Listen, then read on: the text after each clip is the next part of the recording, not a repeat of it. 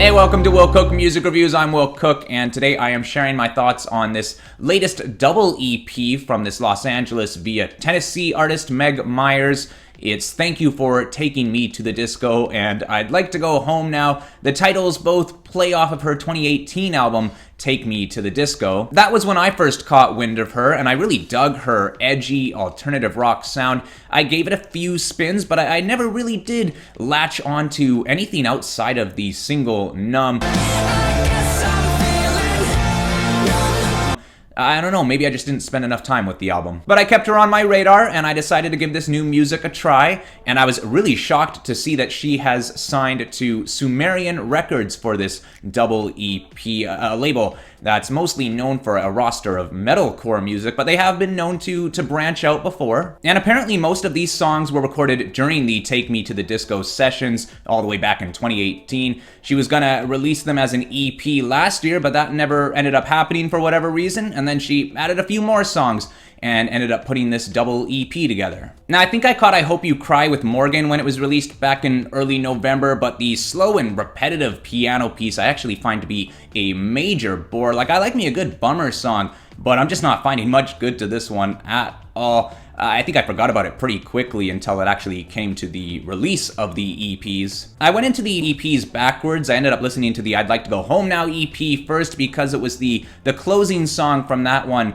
Last Laugh, that came up on my release radar. A real stripped piano performance coming in under 2 minutes. And in the context of the double EP, it does have a bit of that finalization feeling to it, it being the final song and all, and I do try and appreciate my music for its role within an album's story, but ultimately it does come down to the individual songs, and like I Hope You Cry, this one just lands next to nothing on me. But I did decide to see what else she had to offer, starting with True Liars, and this one has me absolutely floored. You got the solid stomping drums to lead the verses that lead into the beautiful soaring chorus that has a bit of that Florence and the Machine vibe.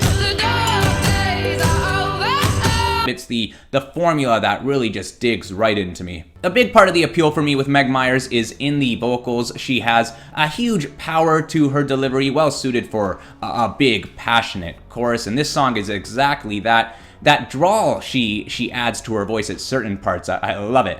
End of the World has a similar draw to it with its pretty thunderous chorus. You got the big, thick sound, these dancing synths in the background. I get a bit of a similar feeling with Meg Myers' music as with Australian artist Amy Shark, these polished, grandiose arrangements with a real sharp pop edge.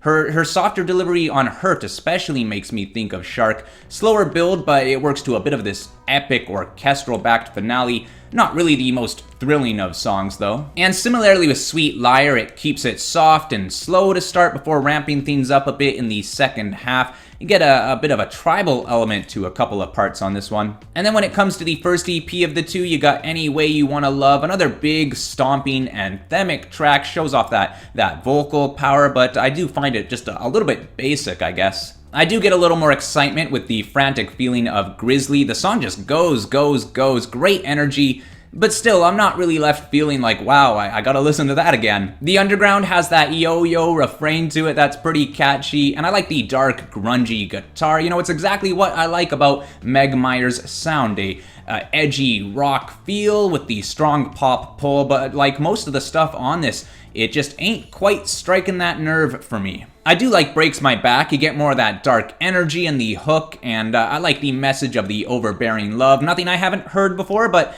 it does manage to get me in the gut a bit. So there's no doubt that I am into Meg Myers' sound, and I'm super stoked with True Liars, but of the 10 tracks, it's the only one that has that effect that makes me feel like I'm in some sort of epic movie scene when I listen to it. Like, it doesn't have to all be huge hooks, but the slower stuff on this just does not make me feel much.